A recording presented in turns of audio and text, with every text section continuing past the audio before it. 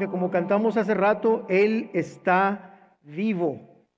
No estamos nosotros sirviendo a una idea de Dios, no estamos sirviendo a una filosofía, estamos acercándonos al Creador del universo, el cual está presente en nuestras vidas todos los días. Amén.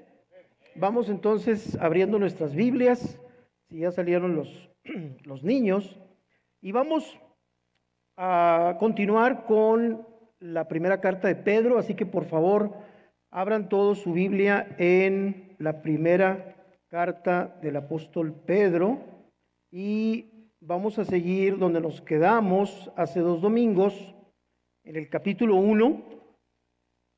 Estamos viendo, y aunque voy a predicar solamente cuatro versículos de este primer capítulo, me voy a regresar hasta el comienzo para leerlo solamente, aunque voy a predicar solamente del 6 al 9. 4 versículos, vamos a prestar especial atención ahí, pero para capturar todo necesitamos los antecedentes, necesitamos siempre cuando venimos al texto bíblico ver lo que está antes y también ver lo que está después. Es un consejo sabio que se nos ha dado repetidamente acerca de la manera correcta de leer la palabra de Dios. Así que si me acompañan, vamos a leer este pasaje y luego vamos a orar. Dice Primera de Pedro 1, versículo 1. Pedro, apóstol de Jesucristo a los expatriados de la dispersión en el Ponto, Galacia, Capadocia, Asia y Bitinia, elegidos según la presciencia de Dios Padre, en santificación del Espíritu, para obedecer y ser rociados con la sangre de Jesucristo. Gracia y paz os sean multiplicadas. Bendito el Dios y Padre de nuestro Señor Jesucristo, que según su grande misericordia nos hizo renacer para una esperanza viva por la resurrección de Jesucristo de los muertos, para una herencia incorruptible, incontaminada e inmarcesible, reservada en los cielos para vosotros, que sois guardados por el poder de Dios mediante la fe, para alcanzar la salvación que está preparada para ser manifestada en el tiempo postrero, en lo cual vosotros os alegráis, aunque ahora por un poco de tiempo, si es necesario, tengáis que ser afligidos de diversas pruebas, para que sometida a prueba vuestra fe, mucho más preciosa que el oro, el cual, aunque perecedero, se prueba con fuego, sea hallada en alabanza, gloria y honra cuando sea manifestado Jesucristo, a quien amáis sin haberle visto, en quien creyendo, aunque ahora no lo veáis, os alegráis con gozo inefable y glorioso, obteniendo el fin de vuestra fe, que es la salvación de vuestras almas. Si me acompañan, vamos a orar. Padre, venimos ante tu bendita presencia el día de hoy para postrarnos ante tu majestad, para declarar que tú eres Rey y Señor, Creador de todo lo visible y lo invisible, de lo que nos damos cuenta y de lo que no nos damos cuenta, de lo que ha sucedido y de lo que va a suceder. Tú eres Dios.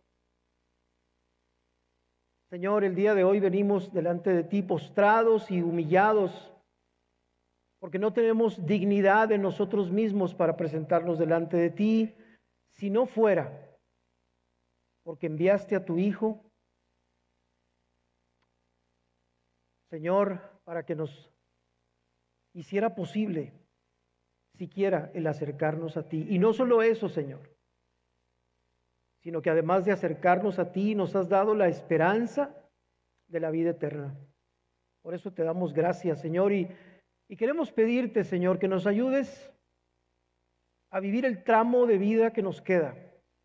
Sean muchos años o sean pocos, queremos prepararnos, queremos estar listos para recibir con gozo inefable y glorioso el día que vamos a estar cara a cara delante de ti y donde seremos una vez más sostenidos por la gracia con la que nos llamaste. Te damos gracias, Padre, una vez más, te alabamos, te bendecimos y te pedimos que sea tu Espíritu Santo el que trae a los corazones la sabiduría, el entendimiento, los pasos a dar, Señor, en las diferentes situaciones de nuestras vidas, y confiamos que así será, en el nombre de Jesús. Amén y amén.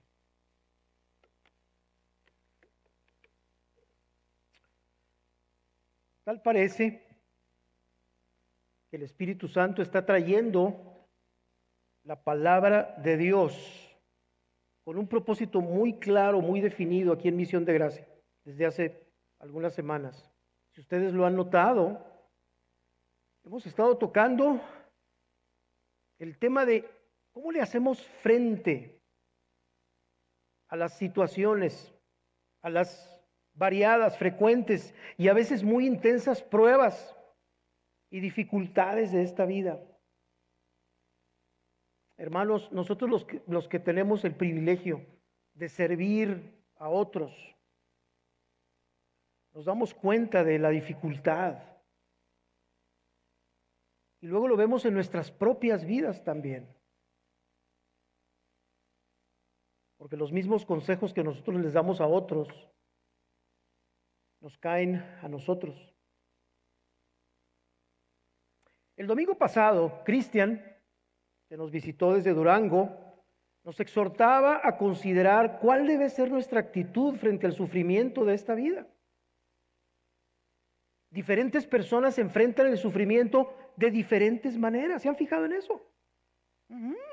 Y la Biblia está llena de eso.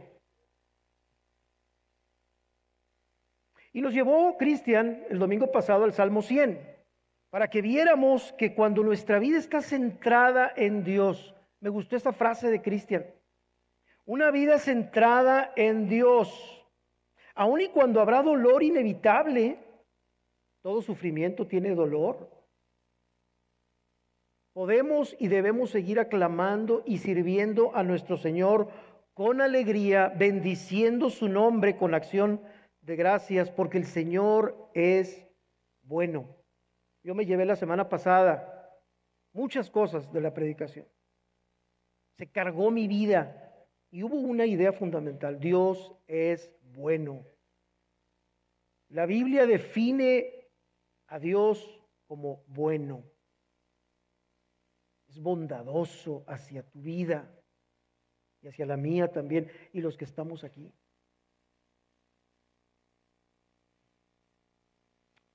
Bendiciendo su nombre con acción de gracias, porque Él es bueno y porque para siempre es su misericordia y su fidelidad.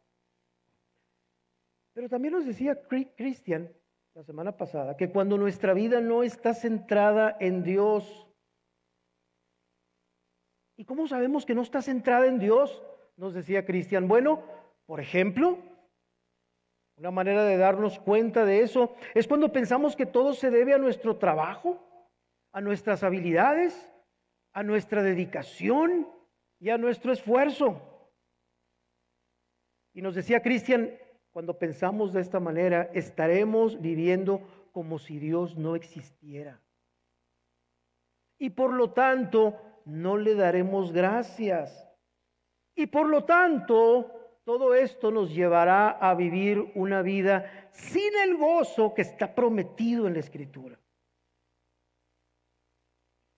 Muy bendecido fui yo con la predicación. 2 semanas antes, cuando comenzamos a estudiar esta primera carta de Pedro, Hellman, nuestro pastor, nos explicó cómo Dios no quiere que caigamos en desesperanza. La desesperanza no es de Dios.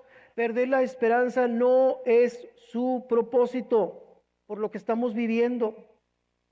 Al contrario, Él quiere que vivamos quieta y reposadamente, haciendo cada uno la obra que nos ha encomendado a cada quien. Germán utilizó la palabra tranquilo. Esto tranquilo, así como sin hacer nada. No. Tranquilamente ocupados en lo que Él nos ha encomendado a cada uno. Ese es el propósito de Dios. Dice 1 de Timoteo 2, del 1 al 3, si quieren no lo vean, se los voy a leer. Anoten la cita. Exhorto pues ante todo que se hagan rogativas, oraciones, peticiones y acciones de gracias por todos los hombres. ¿Por qué tenemos que estar orando? Por la nación, por los gobernantes, por los reyes. Fíjense, por todos los que están en autoridad, para que podamos vivir una vida tranquila. La Biblia utiliza la palabra tranquila y sosegada. No quiere decir inactiva. Simplemente lo que está hablando es de un estado de nuestra alma, un estado de nuestro corazón, que es el deseo de Dios, que mantengamos sosegadamente, tranquilamente ocupados, intensamente ocupados en lo que tenemos que hacer al mismo tiempo que estamos tranquilos. Ese es el deseo de Dios. Por eso Pablo le dice a Timoteo, Timoteo, ahí en la iglesia donde tú estás, que la gente ore. Porque Dios quiere darles esto. Es una gran parte de lo que vamos a ver hoy en los versículos que vamos a considerar. Pero antes de entrar, hermanos, tenemos que ver un poco, vamos a ver un poco el contexto histórico, lo que estaba sucediendo cuando el apóstol Pablo se pone a escribir esta poderosísima carta que apenas estamos empezando, perdón, la carta de Pedro, la primera carta de Pedro, que apenas estamos comenzando a entrar en ella. Hay riquezas enormes en ella, para ti, para mí. Lo más probable, hermanos, es que cuando Pedro escribió esta carta, el desquiciado, el loco emperador romano Nerón, ya había comenzado la persecución oficial de los cristianos a lo largo y ancho del Imperio Romano, principalmente en Roma. Tal vez en las partes más lejanas a la ciudad de Roma no era tan fuerte, pero en la propia ciudad de Roma, este hombre desquiciado, este maniático, quería exterminar a todos y cada uno de los seguidores del Señor Jesucristo. Y se había empeñado en lograr esto. Fíjense lo que sucedía. Considerado uno de los más crueles gobernantes de la Roma imperial, culpó a los cristianos por haber incendiado la ciudad de Roma en el año 64.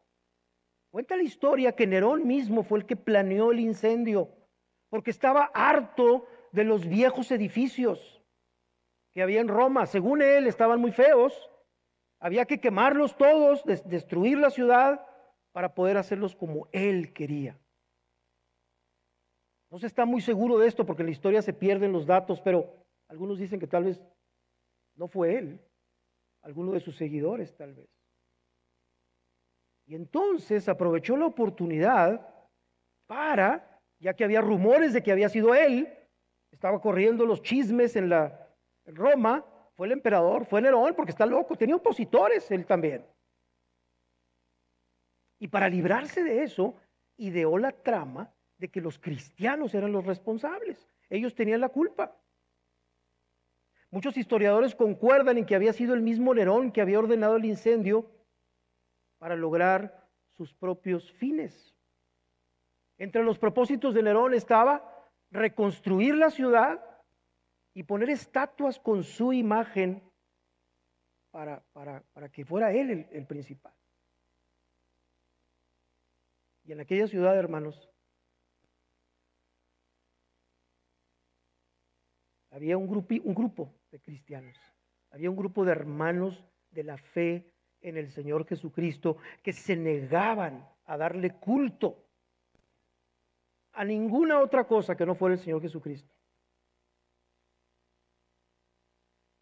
Nerón desde hacía mucho tiempo tenía a los cristianos como enemigos del imperio porque se negaban a rendirle culto a sus dioses. Nerón disfrutaba no solo arrestar a los cristianos para que no anunciasen su fe en Cristo, sino que además los bañaban en cera para quemarlos vivos en hogueras que alumbraban las fiestas que el emperador hacía en sus jardines. Eran antorchas, nuestros hermanos en la fe, eran antorchas humanas que alumbraban las fiestas del emperador. También eran crucificados o echados vivos para que se los comieran las fieras en el circo romano. Al final del Evangelio de Juan, el Señor Jesús había anunciado cómo Pedro moriría para darle gloria a Dios.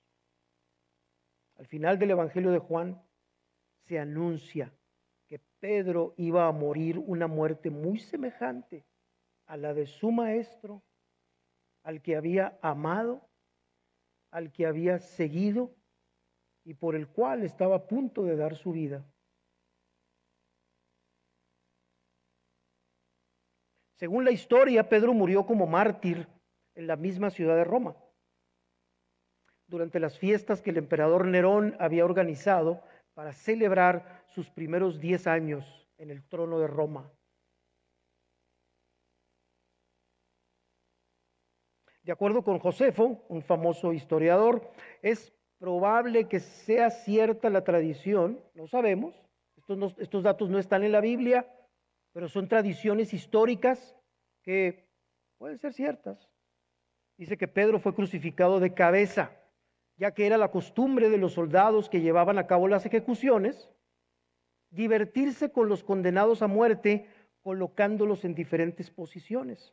Hay escenas en donde aparecen crucificados, ya una vez clavados en una cruz, y luego colocados boca arriba sobre una hoguera ardiendo. En otras palabras, para aumentar el dolor, se buscaba que aparte de la crucifixión también sufrieran el ser quemados. Así que fue bajo circunstancias muy difíciles como estas, un poco antes de morir, que Pedro escribe esta carta a sus hermanos en la fe, que estaban sufriendo cosas parecidas en lugares muy lejanos a la ciudad de Roma. Hermanos, cuando abran Primera de Pedro, piensen en esto.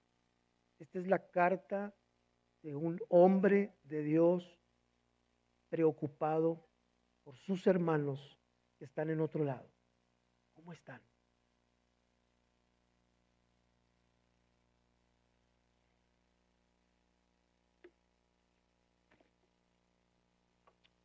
Volvamos a nuestro texto.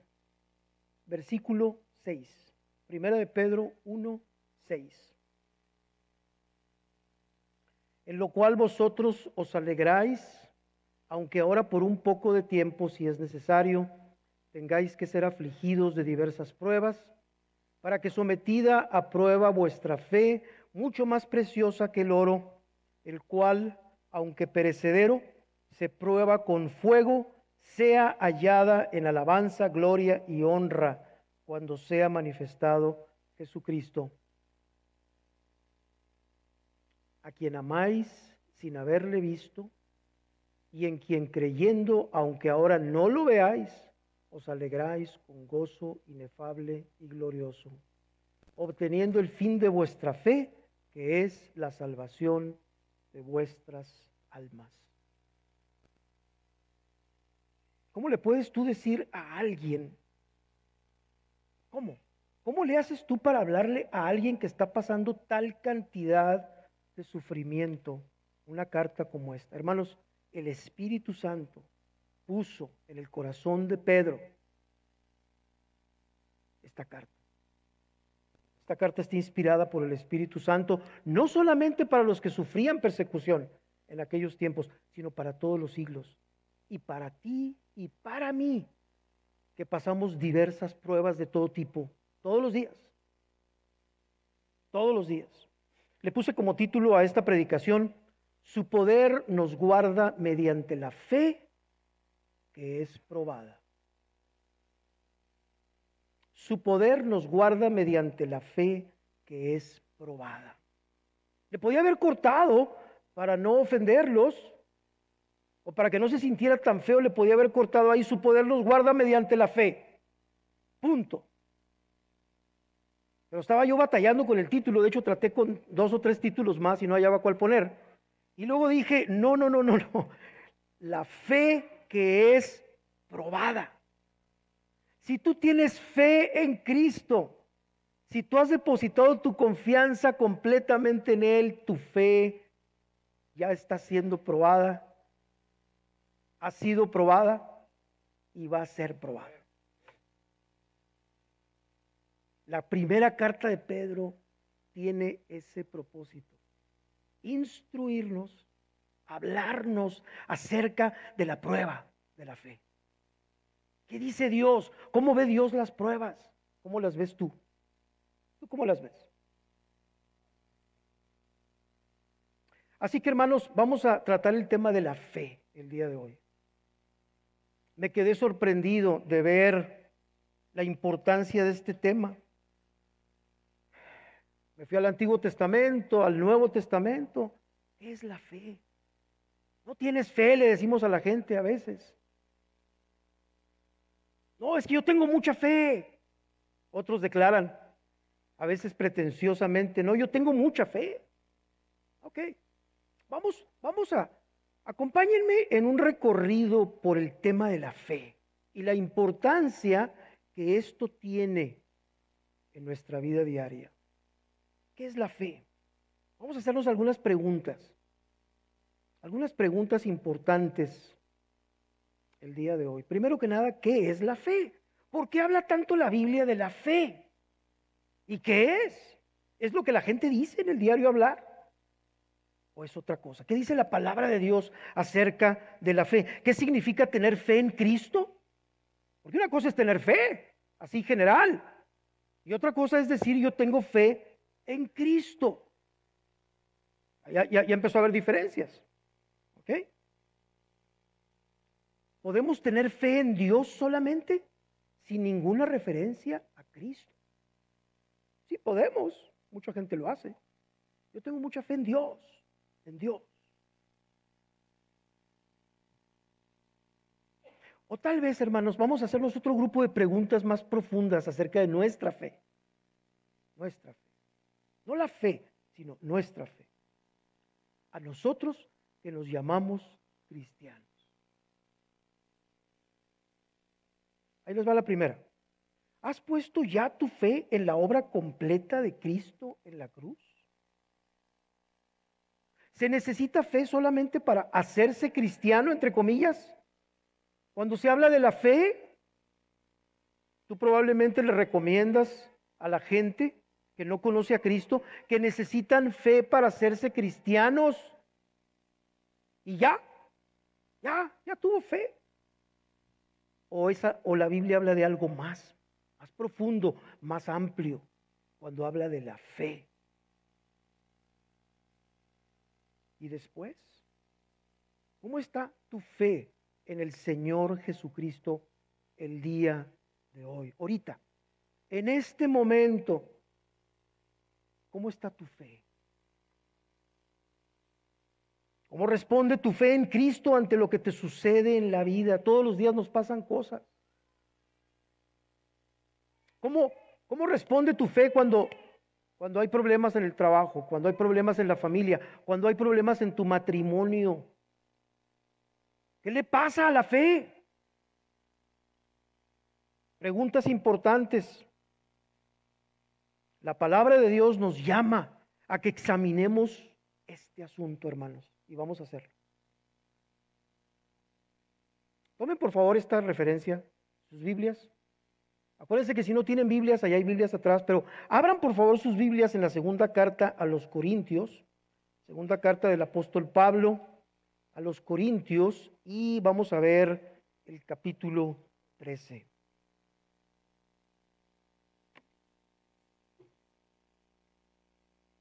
Fe. ¿Qué es la fe? Segunda de Corintios capítulo 13 y vamos a ver el versículo 4. Segunda de Corintios 13, 4. Dice, porque aunque fue crucificado en debilidad, vive por el poder de Dios. ¿Estás débil? ¿Está débil tu fe? Pues también nosotros somos débiles en Él. Qué bonito cuando el apóstol Pablo dice, nosotros somos débiles en Él. Yo también. Yo también. Y tú también. Pero vamos a ver qué más sigue diciendo. Dice, pues también nosotros somos débiles en Él, pero viviremos con Él por el poder de Dios para con vosotros. Viviremos con Él por el poder de Dios. Y luego el versículo 5 dice, examinaos a vosotros mismos si estáis en la fe. Probaos a vosotros mismos. ¿O no os conocéis a vosotros mismos que Jesucristo está en vosotros, a menos que estéis reprobados?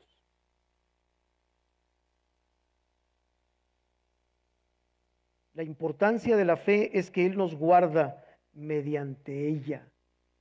Hermanos, la importancia de este tema es que Dios te guarda mediante la fe.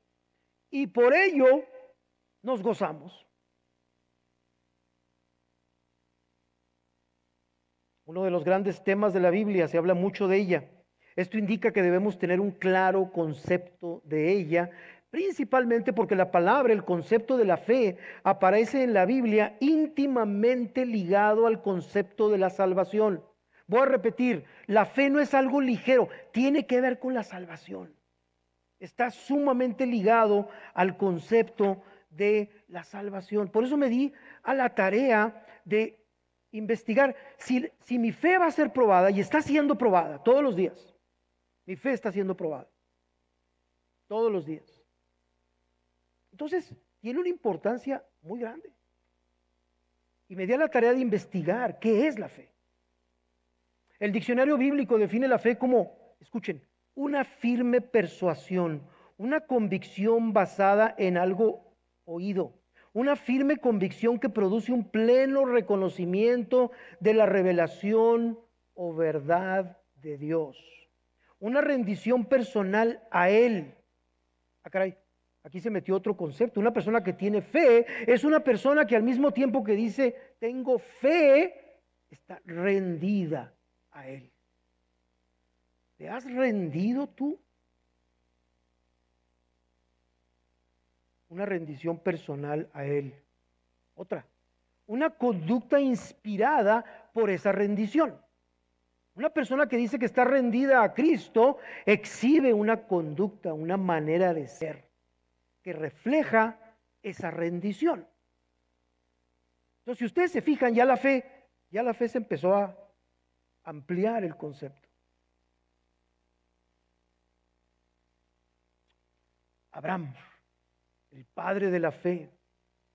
Yo nunca había considerado esto antes, pero ¿sabían ustedes que el objeto de la fe de Abraham no era la promesa de Dios? Ah, caray. No, sí, cómo no. Dios le prometió y entonces él creyó la promesa de Dios. Hermanos, va mucho más allá que esto.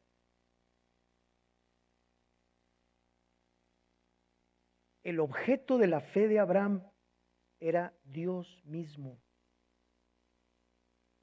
Sí, creemos en sus promesas. Amén. Pero creemos en Él mismo, porque Él está vivo. Él está aquí. Él está ahí. En tu peor momento de esta semana, Él estuvo ahí contigo. Y va a estar en tus peores momentos, en tus dudas, en tus luchas.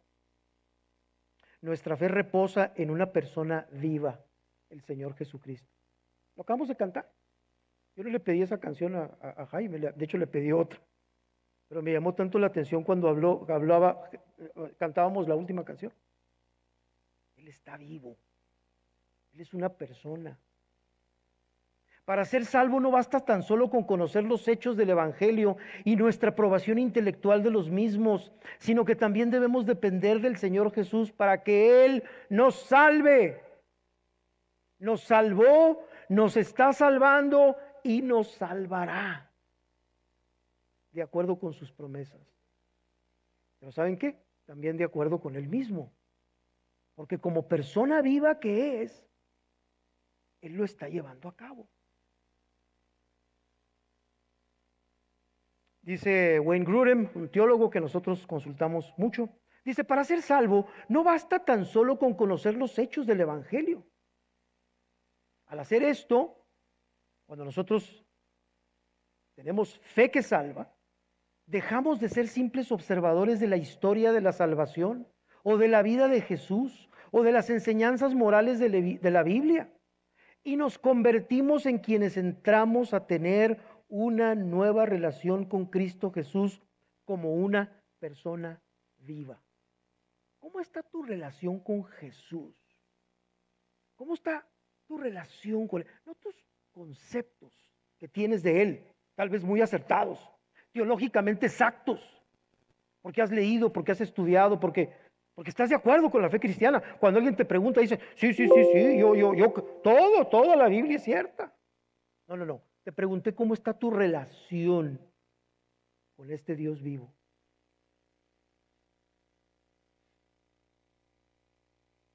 Por lo tanto, la fe que salva es aquella confianza que se deposita en Cristo Jesús como una persona viva para que perdone nuestros pecados y nos lleve finalmente a la vida eterna con Él, con Dios.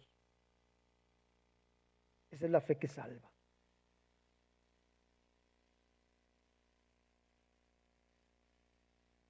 La palabra confianza se acerca más al concepto bíblico de la fe, porque pone más énfasis en tener una confianza personal en Jesús que me salva a mí. En otras palabras, una persona puede declarar que Jesús es el Salvador del mundo. Sí, Jesús es el Salvador. El Salvador. Hay un país que se llama El Salvador, ¿no?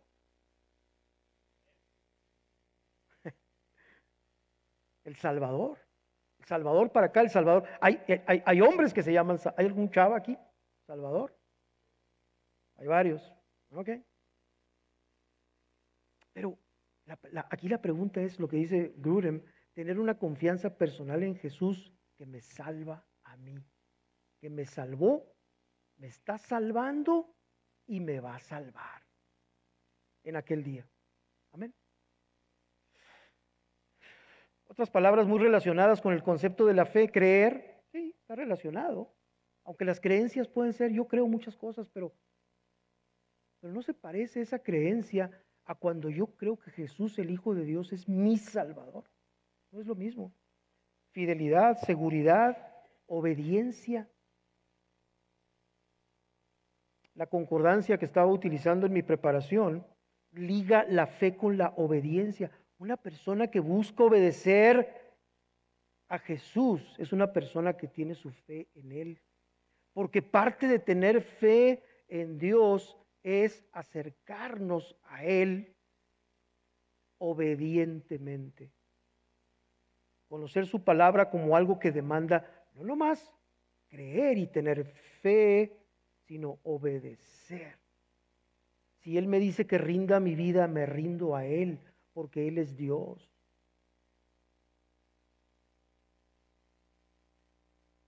Es mucha, hermanos, mucha la importancia de la palabra de Dios, en la palabra de Dios acerca de la fe, mucho. Tenemos que examinarnos, como dijo Pablo en 2 Corintios, ¿cómo está mi fe? ¿Estoy viviendo en fe? Habacuc 2:4.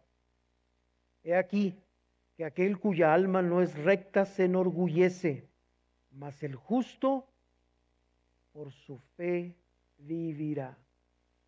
Antiguo Testamento, profetas. No es recta el alma que se enorgullece. No es recta un alma llena de orgullo, mas el justo por su fe vivirá.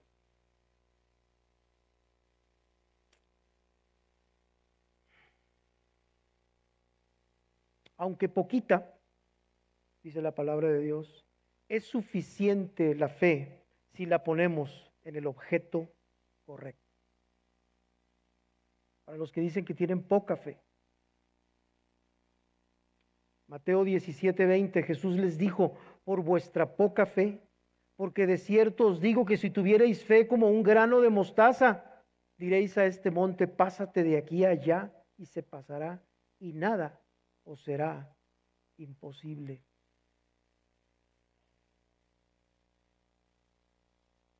Fe como un grano de mostaza.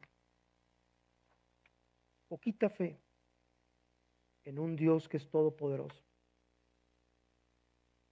La justicia de Dios se revela por la fe. Dice Romanos 3, del 21 al 26. Pero ahora, aparte de la ley, se ha manifestado la justicia de Dios, testificada por la ley y los profetas. Escuchen esto, la justicia de Dios por medio de la fe en Jesucristo, para todos los que creen en Él, porque no hay diferencia, por cuanto todos pecaron y están destituidos de la gloria de Dios, siendo justificados gratuitamente por su gracia, mediante la redención que es en Cristo Jesús, a quien Dios puso como propiciación por medio de la fe en su sangre, para manifestar su justicia a causa de haber pasado por alto en su paciencia los pecados pasados, con la mira de manifestar en este tiempo su justicia, a fin de que Él sea el justo y el que justifica. Fíjense que no dice al que es de Jesús, al que es de la fe de Jesús. Es importante la fe. Es importante depositar toda nuestra confianza en Él. La fe, una persona que está llena de fe, es una persona que no necesariamente no batalla con la jactancia y con el orgullo, pero la jactancia y el orgullo están muy reducidos, no tienen mucho lugar. Dice la palabra de Dios, siguiendo más adelante, ¿dónde está pues la jactancia? Queda excluida. ¿Por cuál ley? ¿Por la de las obras? La jactancia las obras alimentan la jactancia. No digo que no tengamos que hacer nada, pero si nuestra actitud es que nuestras obras buenas o lo que andamos haciendo bien es la clave para ser aceptados por Dios, entonces hay jactancia en nosotros. Y para que no haya jactancia, ¿qué necesito? Fe. Fe que me salva. ¿Te jactas tú de tus virtudes? La jactancia queda excluida por la ley de la fe. La Biblia habla de la ley de la fe. Es una ley. Es la norma de un alma que está confiando plenamente en Cristo.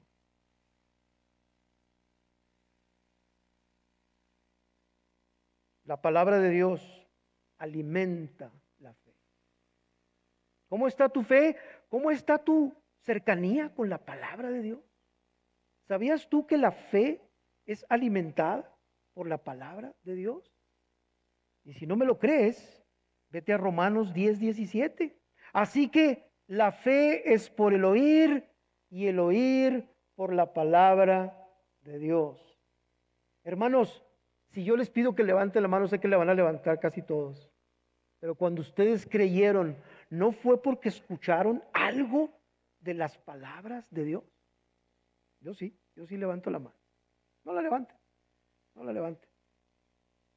Pero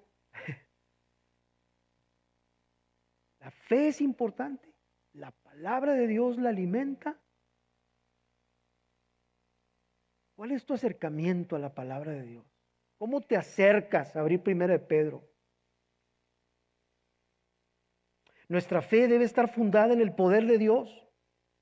Dice 1 de Corintios 2:5, para que vuestra fe no esté fundada en la sabiduría de los hombres. ¿Tienes más fe en los hombres que en Dios? Sino en el poder de Dios. ¿Dónde está fundada tu fe? Acuérdense que fe y confianza están muy ligadas. ¿Confías más en los hombres, en las mujeres, en lo que ves? Hasta ahí llega tu fe. Para que vuestra fe no esté fundada en la sabiduría de los hombres, sino en el poder de Dios. Gálatas 3:2, más acerca de la fe.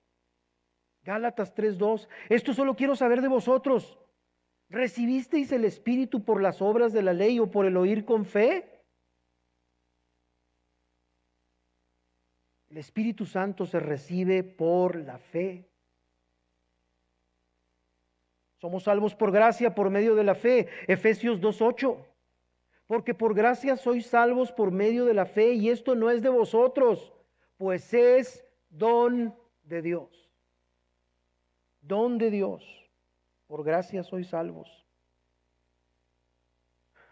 Para las luchas diarias, para las pruebas diarias de todos los días, las dudas que vienen a la mente, las noticias, tu prójimo, tu casa, tu matrimonio, las finanzas, la salud y tantas otras cosas. Dice esto, la fe es nuestro escudo que apaga los ataques del enemigo. Sobre todo tomad el escudo de la fe, con que podáis apagar todos los dardos de fuego del maligno. Efesios 6:16. La fe es tu escudo, no la descuides. Examínate para ver si estás en la fe en el Señor Jesucristo. Envuélvete en la fe. Camina con Él en las pruebas. Ay, caray, esa palabra ya no nos gustó. Las pruebas.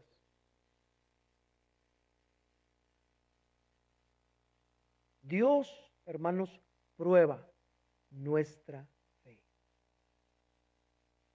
Dice, yo a veces me he puesto a pensar, bueno, ¿y para qué?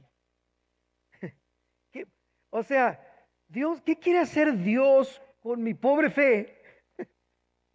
Si Él es Dios y no me pone pruebas.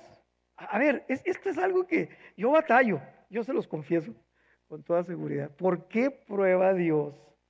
¿Por qué este asunto de la prueba de la fe? Bueno, si la fe es algo tan importante como lo hemos estado viendo, será probada por Dios.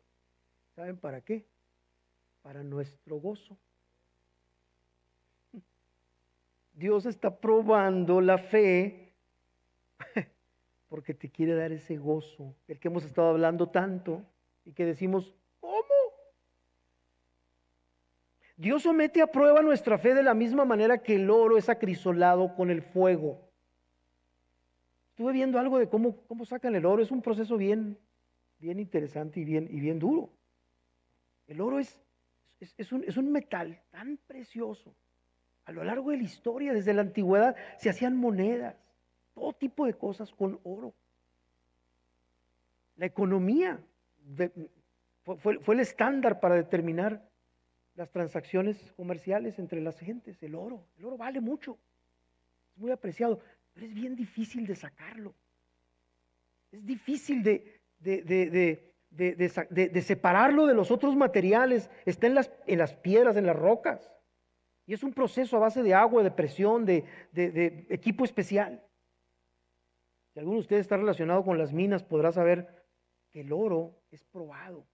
El oro es extraído con un proceso que toma un crisol, toma fuego.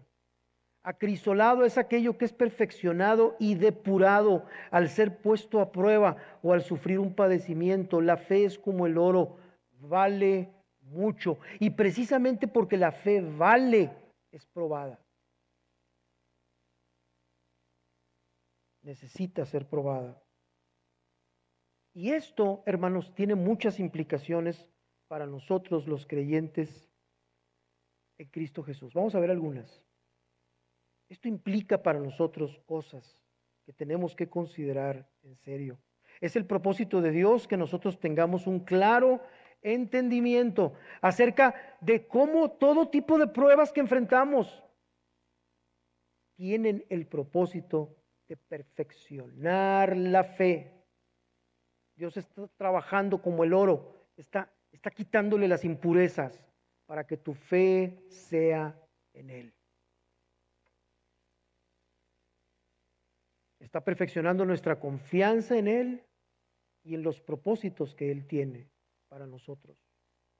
Por lo tanto, y en base a nuestro texto, vamos a ver 4 cosas, 4 principios importantes para tener un entendimiento de lo que Dios hace en las pruebas de tu fe. Primero, número 1. La prueba de nuestra fe es por un poco de tiempo. La prueba de nuestra fe es por un poco de tiempo. Hermanos, esta es la perspectiva de Dios. Es como Dios ve las cosas desde su infinita misericordia. Dios no ve las cosas como las vemos tú y yo. Dios no entiende el tiempo como lo entiendes tú y yo. Él de una manera condescendiente se mete en el tiempo para darnos a entender las cosas. Pero Dios está sobre el tiempo. Él está viendo todo al mismo tiempo, pasado, presente y futuro.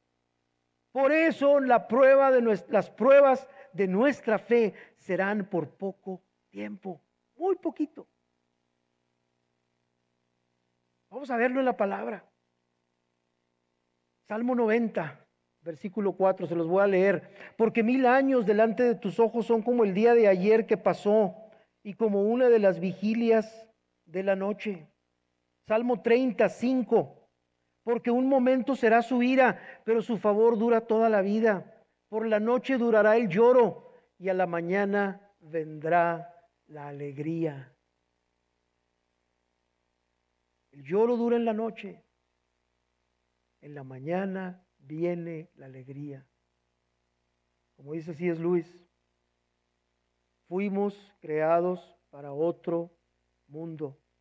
Este mundo no es nuestro. Quitemos los ojos de Él. Él va a enjugar toda lágrima de nuestros ojos. Todo sufrimiento se va a acabar. Todo dolor tiene un fin.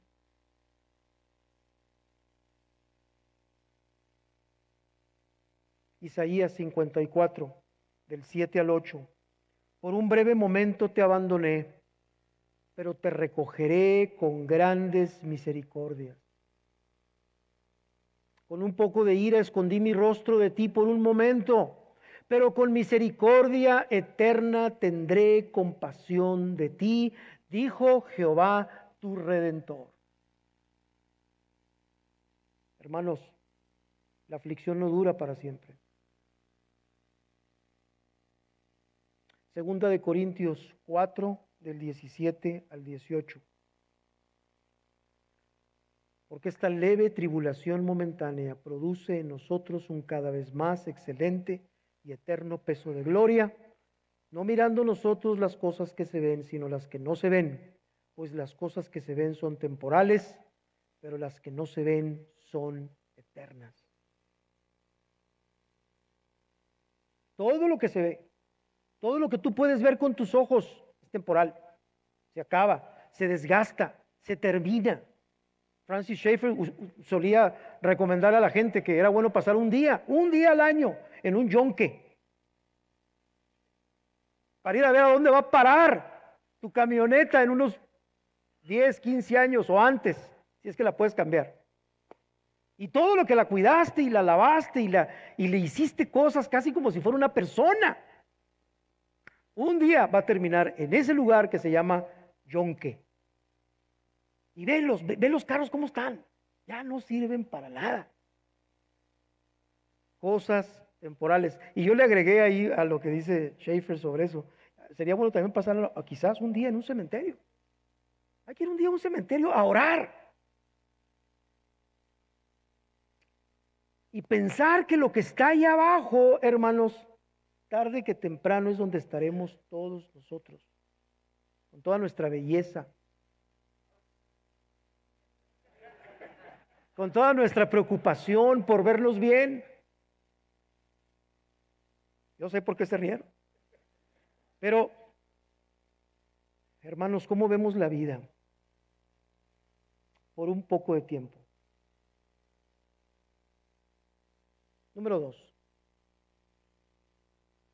Entonces, el primero fue que la prueba de nuestra fe es por un poco de tiempo. Segundo punto. Estas pruebas y dificultades vendrán solo si son necesarias. Voy a repetir. Estas pruebas y dificultades vendrán, estas pruebas de la fe, vendrán solamente si son necesarias. ¿Y quién determina si son necesarias? Ni tú ni yo. Es Él. Él tiene perfectamente planeadas las pruebas para cada persona, para su beneficio, para su bendición, para que vengamos delante de su presencia, para que derramemos nuestro corazón delante de Él y le digamos, Dios mío, Dios mío, Dios mío. Miren, una de las cosas que a mí me produce un gozo muy profundo, cuando personas me platican, me comentan, me dicen, Memo, ¿no te imaginas cómo estoy agradecido con Dios después de esta prueba? Y aún dentro de ella. Porque me di cuenta de tantas cosas. A mí me conmueve eso. Porque ese es el fruto, eso es lo que Dios desea cuando prueba nuestra fe. Aumentar el gozo, aumentar la esperanza. Que no es, que el gozo no es andar cantando todo el día. No tiene nada que ver con eso. Ya lo hemos visto aquí. Es algo mucho más profundo, es un sentido de esperanza, es una profunda confianza, a pesar de lo que está pasando. Muchas veces. ¿Necesarias para qué? ¿Para qué son necesarias? Para servir al propósito de purificar la fe en la vida de un creyente en Cristo Jesús. Hay un proceso de purificación, como el oro.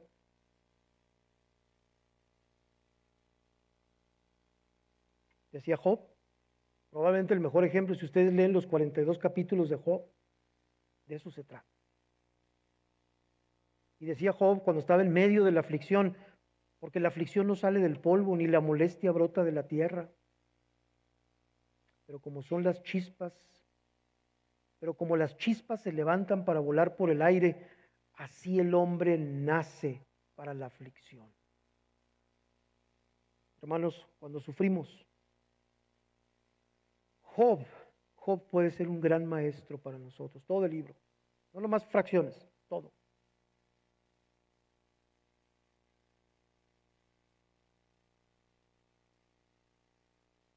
Estas pruebas y dificultades vendrán solamente si son necesarias. Y si no vienen, es porque no son necesarias. Número 3.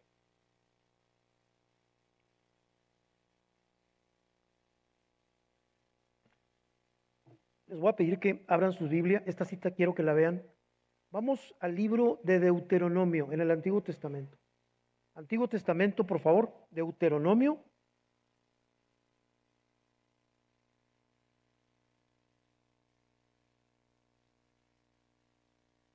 Esta cita me llamó mucho la atención cuando estaba preparando, porque cuando estaba preparando la predicación, porque aunque yo la había leído mucho, no me he dado cuenta la cantidad que tiene de detalles relacionados con la vida diaria y la fe en medio de las circunstancias, de las prisas, de las presiones.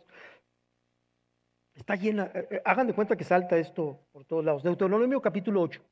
Deuteronomio capítulo 8.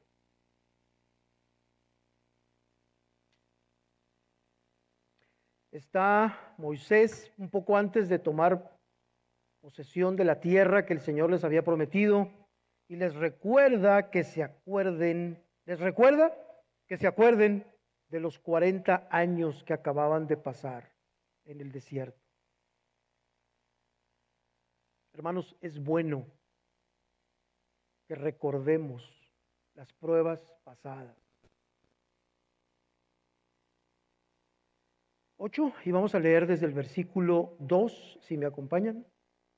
Y te acordarás de todo el camino por donde te ha traído Jehová tu Dios estos 40 años en el desierto, para afligirte, para probarte, para saber lo que había en tu corazón, si habías de guardar o no sus mandamientos. Este es el punto número 3. No sé si se los dije. La prueba de nuestra fe es para que sepamos lo que hay en nuestro corazón. Y te afligió, y te hizo tener hambre, y te sustentó con maná, comida que tú no conocías, ni tus padres la habían conocido, para hacerte saber que no solo de pan vivirá el hombre, mas de todo lo que sale de la boca de Jehová vivirá el hombre. Tu vestido nunca se envejeció sobre ti, ni el pie se te ha hinchado en estos 40 años. Reconoce a sí mismo en tu corazón que como castiga el hombre a su hijo, así Jehová tu Dios te castiga. Guardarás pues los mandamientos de Jehová tu Dios, andando en sus caminos y temiéndole, porque Jehová tu Dios te introduce en la buena tierra, tierra de arroyos, de aguas, de fuentes y de manantiales, que brotan en vegas y montes, tierra de trigo y cebada, de vides, higueras y granados, tierra de olivos, de aceite y de miel, tierra en la cual no comerás el pan con escasez, ni te faltará nada en ella, tierra cuyas piedras son hierro y de cuyos montes sacarás cobre, y comerás, y te saciarás, y bendecirás a Jehová tu Dios por la buena tierra que te habrá dado. Cuídate de no olvidarte de Jehová tu Dios para cumplir sus mandamientos, sus decretos y sus estatutos que yo te ordeno hoy. No suceda que comas y te sacies, y edifiques buenas casas en que habites, y tus vacas y tus ovejas se acumulen, y la plata y el oro se te multipliquen, y todo lo que tuvieres se aumente, y se enorgullezca tu corazón, y te olvides de Jehová tu Dios, que te sacó de tierra de Egipto, de casa de servidumbre, que te hizo caminar por un desierto grande y espantoso, lleno de serpientes ardientes y de escorpiones, y de sed donde no había agua. Y él te sacó agua de la roca del pedernal, que te sustentó con maná en el desierto, comida que tus padres no habían conocido, afligiéndote y probándote, para a la postre hacerte bien. Y digas en tu corazón: mi poder y la fuerza de mi mano me han traído esta riqueza. Hermanos, la historia del pueblo de Israel, nuestra propia historia, nuestra propia vida, es un continuo prueba de nuestra fe. ¿Por qué? Porque nos olvidamos de quién vienen todas las cosas, de dónde viene nuestra propia vida. Nos olvidamos, fácilmente se nos olvida. El otro día platicaba con una persona y me decía, había superado una prueba, una dificultad, un tiempo difícil. Y estaba muy complacido y estaba muy contento. Y curiosamente la esposa estaba cerca y ella comentaba de alguna manera que estaba cayendo en los mismos malos hábitos y en las mismas cosas que previamente habían sido parte de la causa de muchos problemas y de muchas dificultades. Pip, pip, pip. A mí me empezó a pitar así como una alarma. Y hablé con él. Le dije, ¿sabes qué? ¿Qué dice la palabra de Dios? Cuando tú dices en tu corazón, mi poder y mi fuerza y la fuerza de mi mano me han traído esta bendición que tengo, cuida tu corazón, guarda tu corazón, porque de él mana la vida. Alguien ha dicho que probablemente el momento más peligroso para nuestra alma, para nuestra fe, es cuando hemos superado la prueba, cuando hemos pasado de ella y ya estamos otra. Ya nomás, pues si yo sabía, yo podía resolver esto. Mi poder y la fuerza de mi mano me han traído esta paz que ahora disfruto. Pues sí, ¿cómo no? Pues si yo soy bien. Hermanos, cuidemos, guardemos nuestro corazón. Por último, número 4. Al final de la prueba, punto número 4 sobre las pruebas. Al final de la prueba de nuestra fe, nos regocijaremos grandemente y durante la prueba vivamos amándole aunque no podamos verle. Esta fue la parte que mayormente me llamó la atención del pasaje de 1 de Pedro 1, del 6 al 9. ¿Se fijaron? ¿Se fijaron cómo dice? A quien amáis sin haberle visto.